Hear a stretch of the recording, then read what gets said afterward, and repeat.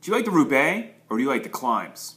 Hey everyone, it's Graeme Street and you're joining me here on podcast episode number 552, and today I'm going to be answering some questions and going over some distinctions between the fitness needed for a Roubaix-like ride and of course the big mountain climbing rides that so many of us are training for this year in 2014.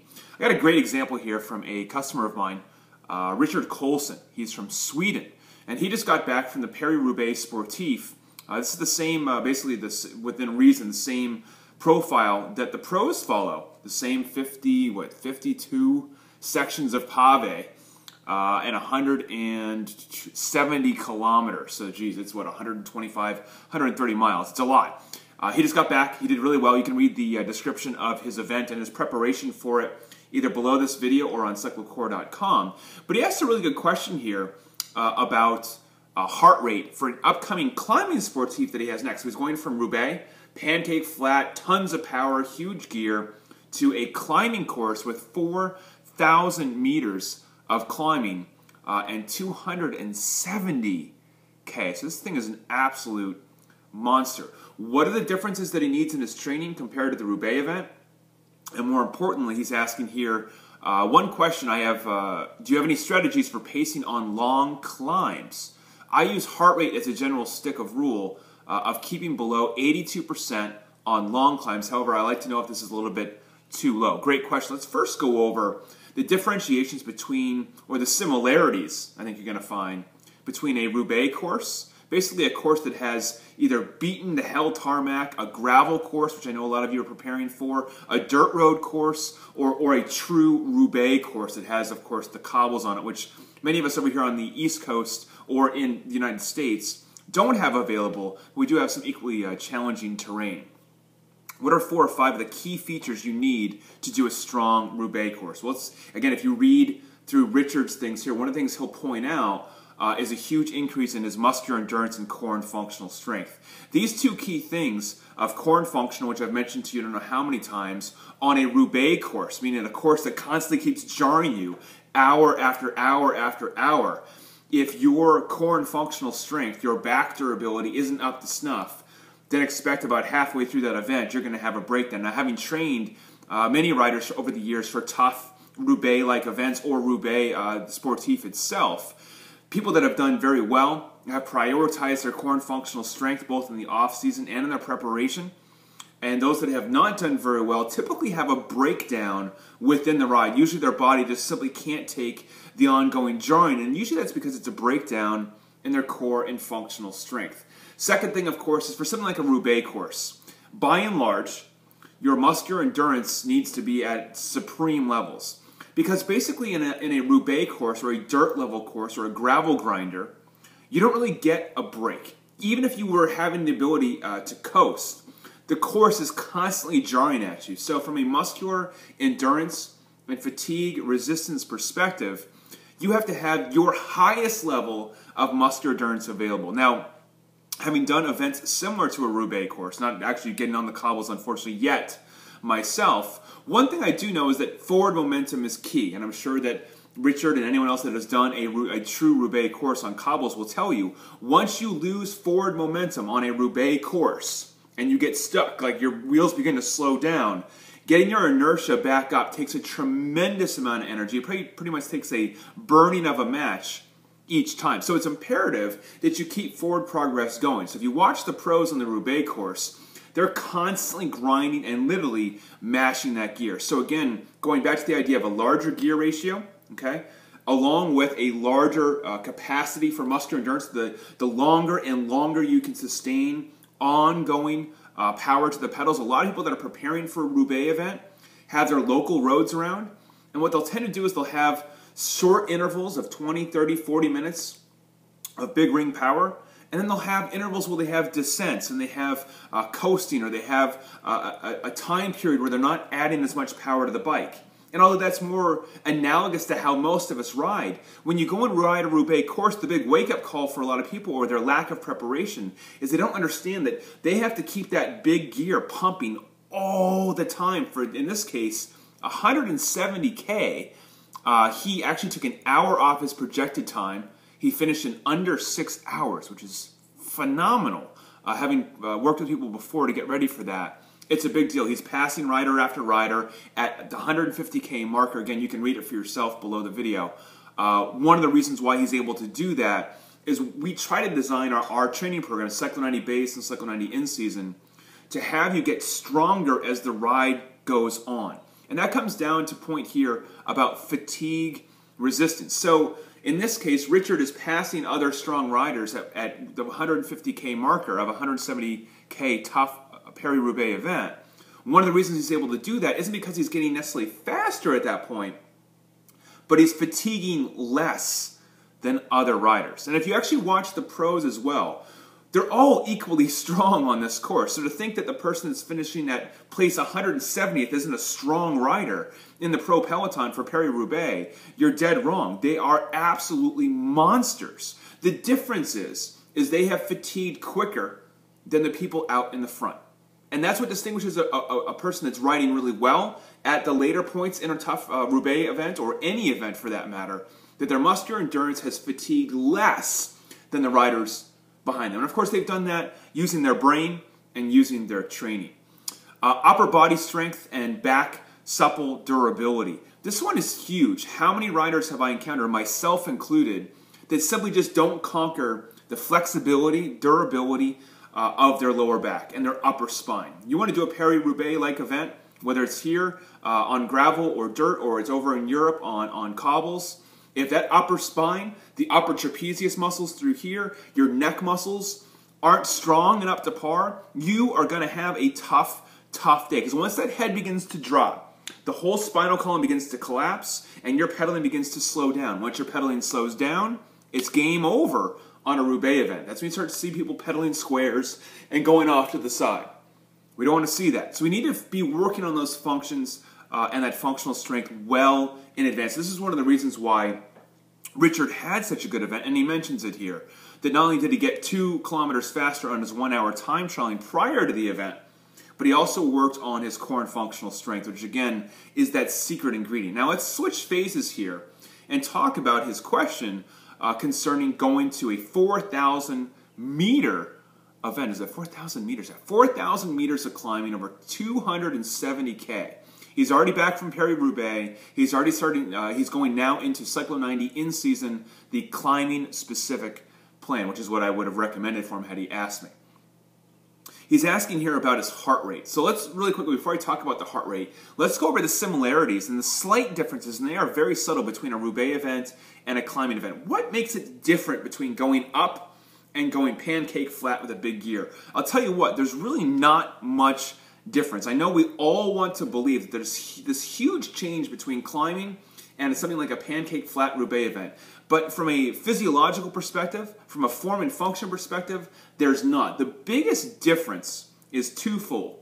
Strength to weight ratio, where weight now becomes a much bigger player than it does in Roubaix. If you look at the winners for just the past couple of years of Roubaix, are these small, lanky little climbers? No, they're powerhouse engines of pure rock solid muscle, because their body has to be able to withstand all of that turbulation, as well as adding huge amounts of power for what, 6-7 hours at a time. That takes a frame, a body frame that's just rock solid. Now that same rider, Boonen or Cancellara, or many of the riders that will win Roubaix, when you get them up into the climbs, they'll do well. I mean, they're better climbers, I think, than people give them credit for.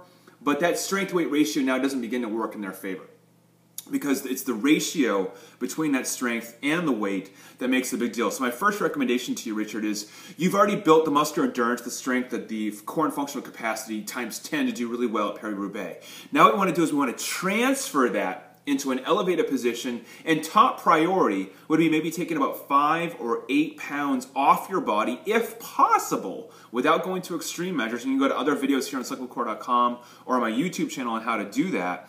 But bottom line is, we get just maybe 5 or 8 more pounds off your body with the muscular endurance and suppleness you've got from the Roubaix, you're going to do a lot better in the climbing events. Because as I'm looking here on my notes, for a climbing event, number 1, rock solid back durability and core strength. Well, that's the same number 1 that I have for Roubaix. Does your lower back, your spine, your glutes, your core have to be equally as strong for a climbing event for 4,000 meters over 270K as it does for Roubaix? You bet your ass it does. In fact, if anything, it needs to be even stronger. And the reason why is the amount of leverage that you have to work backwards. Remember, your body is a pulling machine, not a pushing machine. I have to keep reminding people of the physiology of the human body. Your function as a human is to pull things. There is no muscle on the human body that pushes. I know we want to think that when we're pushing forward on the pedals, we are pushing. But in actuality, we're pulling.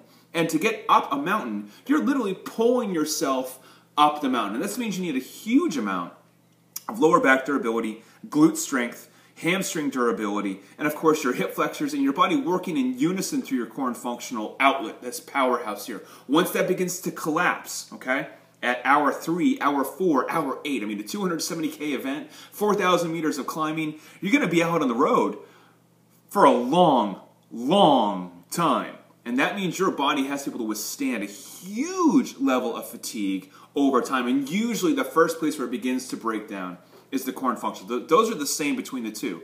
Where we start to get a little bit of differentiation is simple. On the Paris-Roubaix course, or any tough, flat Roubaix course, the momentum and that carryover, like we talked about, that constant tension to the pedals, there is no break. The second you move into a coast on a Roubaix-like course, especially Roubaix itself, it's game over. The amount of energy you need to spend to reacquire momentum is huge. Now on climbing, if we were just climbing one mountain, it would be one thing. It would be very analogous because we're going straight up the mountain. It's constant tension. There is no coasting and climbing. However, a 270K event with 4,000 meters of climbing, you have to remember, and a lot of people forget this, is basically what you're doing is prolonged interval training. So you're going to have sections of time with huge amounts of power to get up the mountain, then you'll roll the power over, and now you're in a coasting or descending mode, and that's a big difference in how your body operates because for a lot of alpine-like descents, or West Coast like Colorado, California, or even over here on the East Coast, you could be descending from anywhere from 10 minutes to 40 plus minutes with minimal power and minimal energy out, at least perceivably so. As anyone that has descended for more than 20 minutes, okay, 20-minute descent, which is a long descent, will tell you the amount of stress on the upper body, the amount of stress in your hands, your upper body, is a lot. And a lot of people don't remember that, and then they show up for the event and they wonder why they're struggling so much, and it's usually for two different reasons. They either didn't build enough muscular endurance to continue to get up climb after climb, and they didn't train their body to deal with intermittent drops in power for 10, 20, 30, 40 minutes before you begin to reacquire back up. And it's that kind of oscillating factor of power up, power down, power up, power down, that you need to take into account before a climbing event. Now his question is concerning heart rate. The reason why I waited until now to talk about the heart rate is that you need to look at the underlying features first before you worry about what heart rate should you climb big mountains for length and duration at. Well, he says that he's going to be targeting 82% of his maximum heart rate, or just about his threshold, just below his threshold. I'd say his threshold starts at about 85 to 87%. Now on flat road, that tactic works pretty well. Or let's put it this way, at sea level that works. One of the things that I noted to him, and I'll note to you, is that if it's got 4,000 meters of climbing, he's from Europe, so I'm assuming it's a European event. And with 4,000 meters of climbing, basically 13,000 feet in 270K, he's got to be somewhere either in the Alps or the Dolomites or something like that. I'm guessing. He didn't tell me what the ride is here, but I'm going to guess that it's going to be at altitude. Now, once you get above about 4,000 feet, of course, your physiology begins to change, especially if you live at sea level like most of us do. If you live at altitude, that's a different video altogether. But let's pretend most of us live at sea level. Now what's going to happen is as you're going up that mountain, and you're looking at your heart rate, you're going to start looking down and saying, what the hell's going on here? I feel like I'm going like molasses, and my heart rate's pinned at above zone 4. It's pinned above my threshold. But I don't feel like I'm nearly at threshold. If you had a power meter on, there's a pretty good chance you wouldn't be at threshold. Because what you have to do is you have to accommodate altitude for physiology.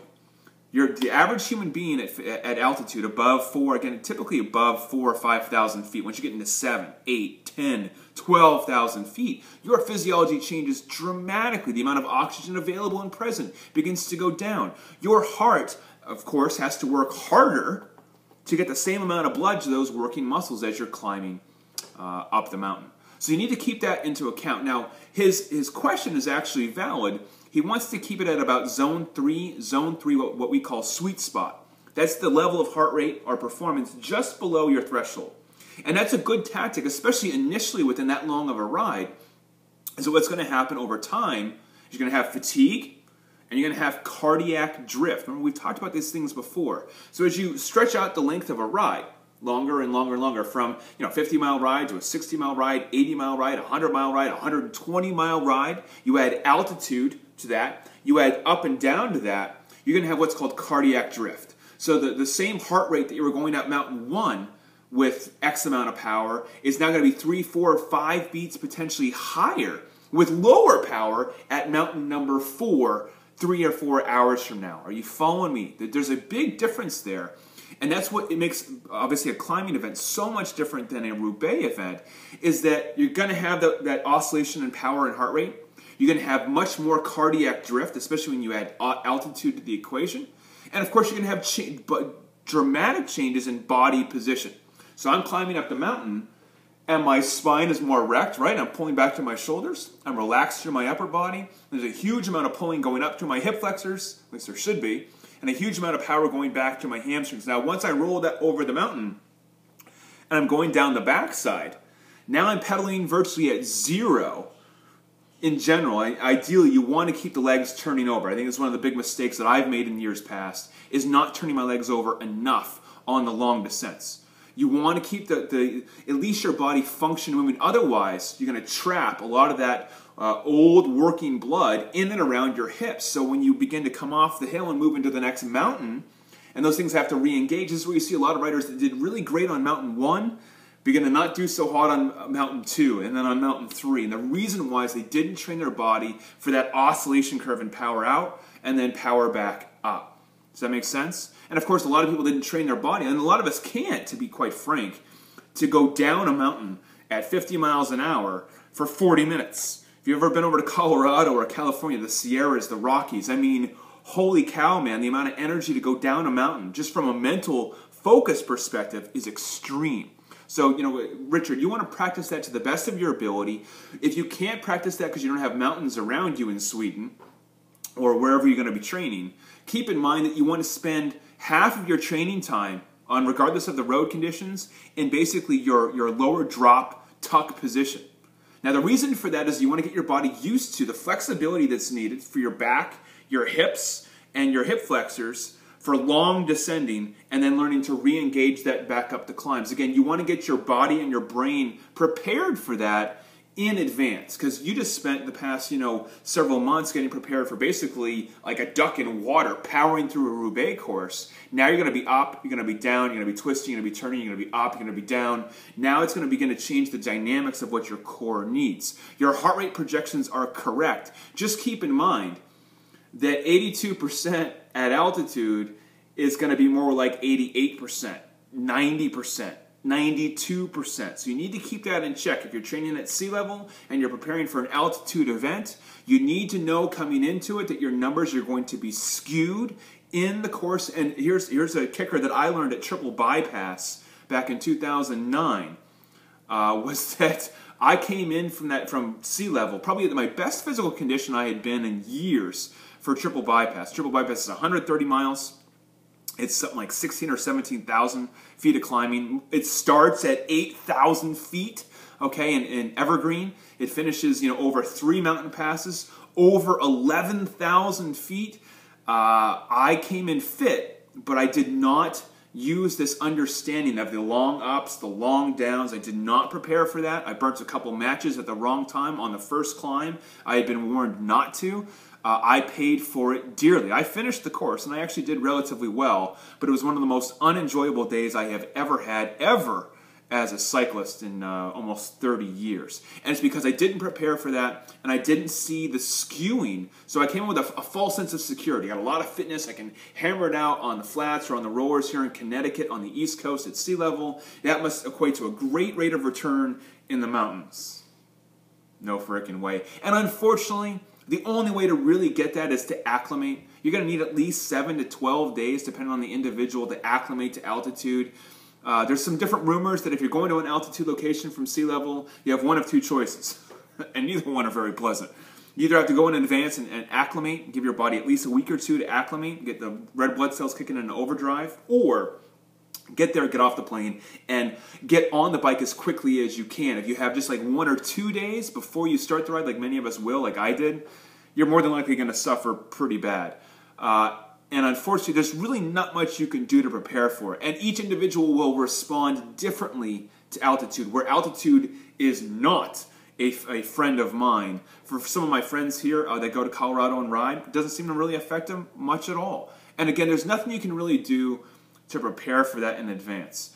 So keep that in mind. I hope this has been helpful. Again, pretty much similarities between the two: core and functional strength, excellent, muscular endurance supremacy. Which again, is how many times now have I said? I don't care what the event is. If muscular endurance is high, the ability for you to add constant tension to the pedals, hour after hour after hour, you've got 3/4 of what you need. The rest of it comes down to using your intelligence, knowing when to exert more energy, when to conserve more, and of course having that core and functional strength to divvy it up. So by the time you hit the hard hours at hour 4, hour 5, hour 6, hour 7, you've got the durability and the fatigue resistance to get through.